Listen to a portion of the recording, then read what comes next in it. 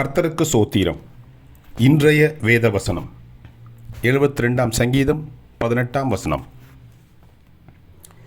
இஸ்ரவேலின் தேவனாயிருக்கிற கர்த்தராகிய தேவனுக்கு சோத்திரம் உண்டாவதாக. ஆமென். அவரே அதிசயங்களை செய்கிறவர். ஆமென். 72 சங்கீதம் 18 வசனம். இஸ்ரவேலின் தேவனாயிருக்கிற கர்த்தராகிய தேவனுக்கு சோத்திரம் உண்டாவதாக. அவரே அதிசயங்களை செய்கிறவர். ஆமென். 72 சங்கீதம் 18 வசனம். கர்த்தர் உங்களை ஆசீர்வதிப்பாராக, உங்களோடு கூட இருப்பாராக. ஆமென்.